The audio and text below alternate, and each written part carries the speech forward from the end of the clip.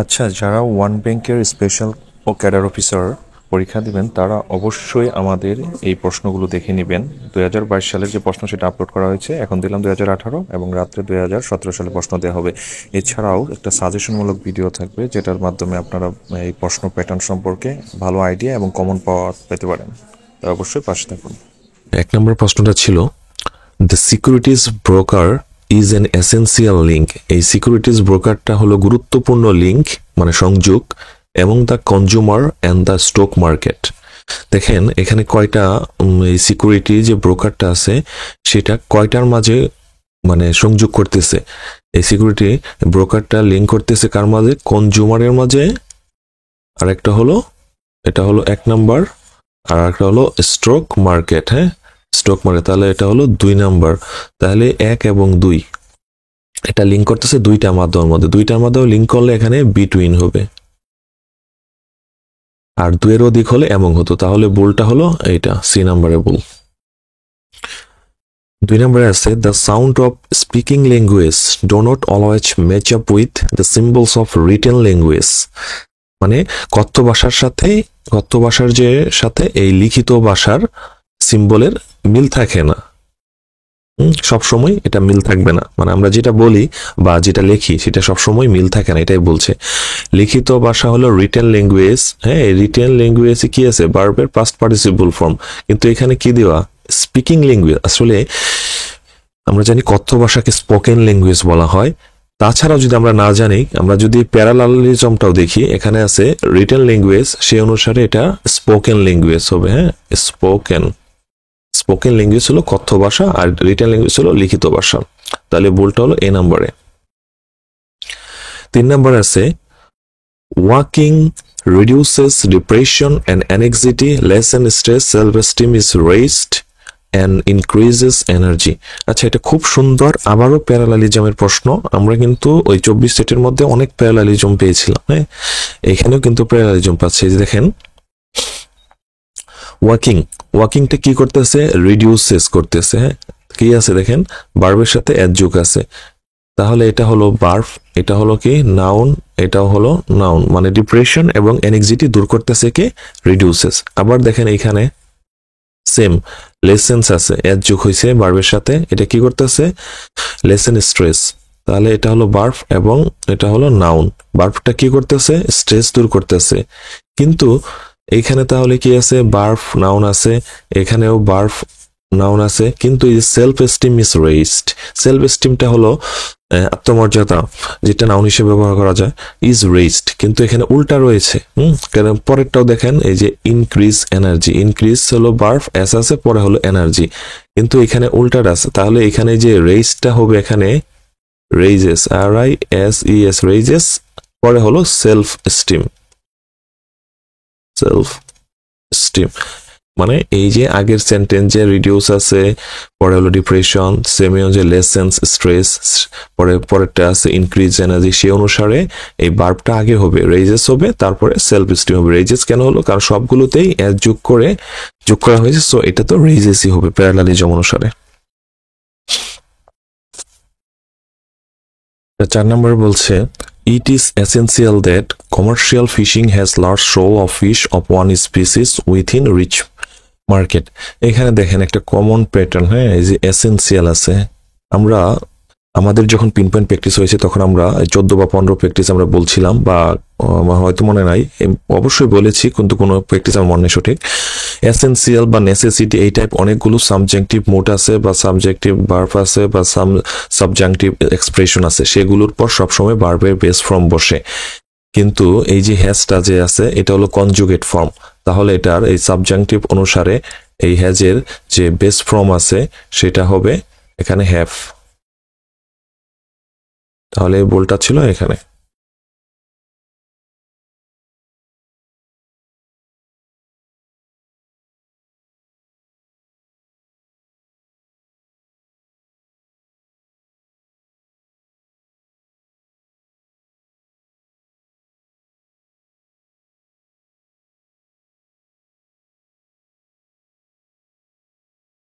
তারপরে আছে 5 নম্বরে পয়জন গ্যাস। এই পয়জন গ্যাসটা because it is stealth and murderous fumes is the most fear inspiring of all weapons of war. এই poison গ্যাসটা কি সবচেয়ে কি মানে ভীতিজনক ওয়েপন, যুদ্ধের ক্ষেত্রে এই পয়জন গ্যাসটা সবচেয়ে ভীতিকর। তাহলে এই যুদ্ধের ক্ষেত্রে সবচেয়ে ভীতিকর, তাহলে নিশ্চয়ই এর কোনো কারণ আছে, আর আমরা জানি কোনো কারণের ক্ষেত্রে বিকজ অফ হয়, তাহলে because of it is stealth and murderous forms. তাহলে এখানে একটা অফ মিসিং ছিল, এটা বলছিল, কারণ এটা নিশ্চুপে ছড়িয়ে পড়তে পারে এবং এটা মার্ডারাস ফর্মস, এটার যে এটা আছে ব্যাপক মানে হত্যা করতে পারে, মানে মানুষ মারতে পারে। আচ্ছা, তারপরে ছিল অপোজিট ওয়ার্ড। হ্যাঁ, অপোজিট ওয়ার্ড গুলো খুবই ইম্পর্টেন্ট, এবারে অপোজিট ওয়ার্ড আসার সম্ভাবনা রয়েছে। তাহলে অপোজিট ওয়ার্ড 6 নম্বরে আছে কি ইম্পারমিয়েবল। ইম্পারমিয়েবল হলো যেখানে প্রবেশ করা যায় না। তাহলে যে ডি নাম্বার আছে পোরাস, ছিদ্রযুক্ত, সেখানে কি প্রবেশ করা যায়, তাহলে এটার উত্তর হলো পোরাস। 7 নম্বরে আছে ল্যাকনিক। ল্যাকনিক হলো কি স্বল্পভাষী, তাহলে এর বিপরীত হবে বেশিভাষী, যার বেশি কথা হলে ভার্বোস। তারপরে 8 নম্বরে আছিল সাপ্লিকেট। সাপ্লিকেট হলো কাকুতি মিনতি করা। তাহলে কাকুতি মিনতি করা, এর বিপরীত হবো অ্যাভয়েড, হলো এড়িয়ে যাওয়া। ওটা কাকুতি মিনতি করে কোনো কিছু চাওয়া এইটাই বোঝাচ্ছে, আর তাহলে অ্যাভয়েড হলো এড়িয়ে যাওয়া, বিপরীত শব্দ হবে। তারপরে 9 নম্বরে আছে রিভাব। রিভাব হলো রূঢ়ভাবে প্রত্যাখ্যান করা, কোনো কিছুকে রূঢ়ভাবে মানে দৃঢ়ভাবে প্রত্যাখ্যান করা। তাহলে আমরা যদি ওয়েলকাম মানে কোনো কিছুকে স্বাগত জানানো, এর বিপরীত শব্দ। তারপরে 10 নম্বরে আছে রিফালজেন্ট। আমরা জানি রিফালজেন্ট হলো আলোক উজ্জ্বল, মানে জাজ্জল্যমান বা দীপ্তি পাচ্ছে এমন। তাহলে ল্যাকলাস্টার হলো নিষ্প্রভ, যেখানে আলো নেই, এইটাই বোঝাচ্ছে, মানে অন্ধকারচ্ছন্ন। তাহলে অপোজিট হলো ল্যাকলাস্টার। তারপরে যে অ্যানালজি গুলো ছিল, হ্যাঁ আসলে আমরা কিন্তু একটা ভিডিও করব সাজেশনমূলক, সেখানে আমরা এটা এদের সোর্স কোথা থেকে এরা কোশ্চেন করতে পারে বা কি টাইপ কোশ্চেন হতে পারে সব নিয়ে আলোচনা করব। আপনারা অবশ্যই সেই ভিডিওটা অবশ্যই দেখে নেবেন।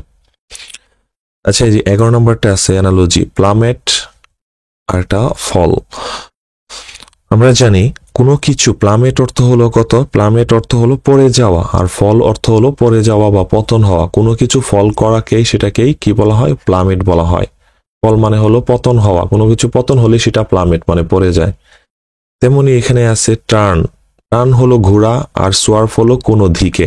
তাহলে কোনো কিছুকে কোনো দিকে টার্ন করাই সেটি হলো সোয়ার্প, মানে কোনো কিছুকে একটা ঘুরানোকেই সোয়ার্প বলা হয়, মানে ঘুরানো বা দিক পরিবর্তন করাকেই সোয়ার্প বলা হয়ে থাকে।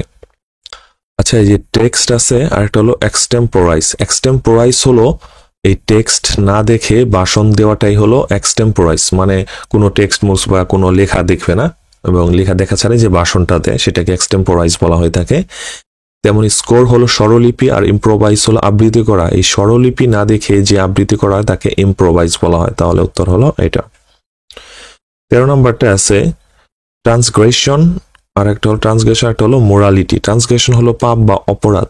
এই যারা ট্রান্সগ্রেশন করে থাকে তাদের প্রতি কি থাকে না, মোরালিটি থাকে না। ট্রান্সগ্রেশনের মধ্যে কোনো মোরালিটি থাকে না। তেমনি এই যে প্রিজাম্পশন হলো অনুমান নির্ভর, আর অনুমান নির্ভরের মধ্যে কোনো প্রোপ্রাইটি বা যথার্থতা থাকে না, তাহলে উত্তর হলো ডি। পরে 14 নম্বর আছে ইনভেস্ট ক্যাপিটাল। ক্যাপিটালটা কি করা হয়, ইনভেস্ট করা হয়ে থাকে। তেমনি এই যে এখানে আছে স্টেক। স্টেক হলো যে টাকাটা মানে বাজি ধরা হয়, স্টেকটা কি করা হয়, স্টেক দিয়ে গ্যাম্বল খেলা হয়। স্টেকটা এই বাজিতে ধরা হয়, বাজিতে যে টাকা ধরে সেটাকে স্টেক বলা হয়। ঠিক আছে, তাহলে আবারও বলতেছি, ক্যাপিটালটা ইনভেস্টমেন্ট কাজে লাগে, আর স্টেকটা গ্যাম্বল খেলার কাজে লাগে, মানে বাজি খেলার কাজে লাগে, জুয়া খেলার কাজে লাগে। হেডোনিস্ট। হেডোনিস্টটা সবসময় সুখবাদী, যারা সবসময় কি খুঁজে, প্লেজার মানে সুখ খুঁজে। তেমনি হলো যে রিক্লোজ। রিক্লোজ হলো করা, রিক্লোজরা সবসময় প্রাইভেসি খুঁজে। রিক্লোজ হলো একাকী যারা থাকে বা নিঃসঙ্গতা যারা পছন্দ করে তারা সবসময় কি খুঁজে, প্রাইভেসি খুঁজে। 16 নম্বর প্রশ্নে আছে soil covered lava. Soil covered lava land usually support এ নর্মাল ফরেস্ট। এই সয়েলটা যে লাভা ল্যান্ডটাকে কাভার করে থাকে, এটা নর্মাল ফরেস্টটাকে মানে নর্মাল ফরেস্ট ল্যান্ডটাকে সাপোর্ট করবে যদি সেখানে কি থাকে, এনাফ ওয়াটার। কারণ ওই লাভার উপরে যে মাটি পড়ে সেখানে যদি আবার বন হতে হয় তাহলে সেখানে কি প্রয়োজন হবে, সেখানে পানির প্রয়োজন হবে। তাহলে এখানে প্রশ্নটা হয়েছে যদি কি থাকে, এনাফ ওয়াটার। যদি কিছু থাকা অর্থ হলো কত, ইফ দেয়ার ইজ, তাহলে উত্তর হবে if there is enough water, যদি সেখানে পর্যাপ্ত পানি থাকে। তারপরে বর্তমানে যদি এই ফিল ইন দ্য গ্যাপ আসে, এগুলো কিন্তু আসবে না এই টাইপের। বর্তমানে আসবে আমরা যেটা ওই আমাদের দেখবেন আমাদের চ্যানেলে আছে জিআরইর যে 501 এর যে আমরা 5টা বা 6টা লেকচার দেওয়া হয়েছে, ওই টাইপের ভোকাবুলারি বেস আসবে এখন থেকে। হ্যাঁ, এগুলো অনেক আগে কোশ্চেন, তো এখন আর এই টাইপ হচ্ছে না ফিল ইন দ্য গ্যাপ গুলো। আচ্ছা 17, তারপর আমরা সলভ করে যাই, কাজে লাগবে। Not often fatal today. হ্যাঁ, নট অফেন বর্তমানে এটা কি নয়, মানে মরণবেদী নয়। হ্যাঁ, ফ্যাটাল টুডে নয়, এটা বর্তমানে মরণবেদী নয়, but immediate medical attention is essential, কিন্তু যত তাড়াতাড়ি সম্ভব মেডিকেল মানে সাপোর্ট প্রয়োজন হয়।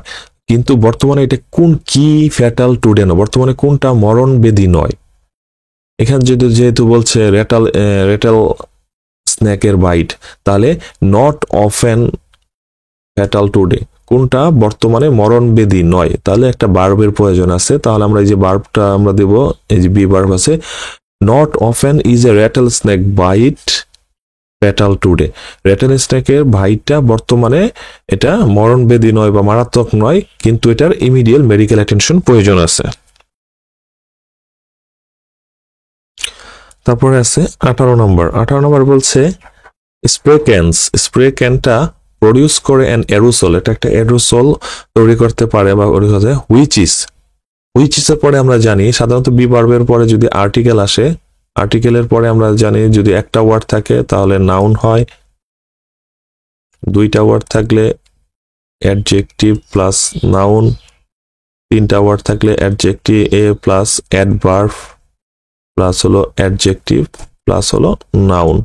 তাহলে দেখি এখানে যেহেতু বি ভার্ব আছে, তারপরে আমরা একটা আর্টিকেলের প্রয়োজন আছে। আর্টিকেলটা কি আছে এখানে দেখেন, এই ডি নম্বরে এ আছে, এ হলো আর্টিকেল, বি আছে, বি হলো কত অ্যাডভার্ব, ফাইন আছে অ্যাডজেক্টিভ, স্প্রে আছে নাউন। তাহলে কিন্তু আমাদের স্ট্রাকচার মিলে গেছে আর্টিকেলের পর যে স্ট্রাকচারটা আমরা ব্যবহার করে থাকি, তাহলে এ ভেরি ফাইন স্প্রে হবে। আচ্ছা 19 নম্বর প্রশ্ন বলছে kite come in all shape and size, মানে ঘুড়িগুলা বিভিন্ন শেপের এবং সাইজের আছে। সাম এ পারসন, ও কিছুগুলো মানে কিছু মানুষের, আবার কিছু টাইপ আছে যেটা মানুষ কি করতে পারবে না। এখানে যেহেতু যে লার্জ এনাফ টু ক্যারিং মানে বহন করতে পারবে না।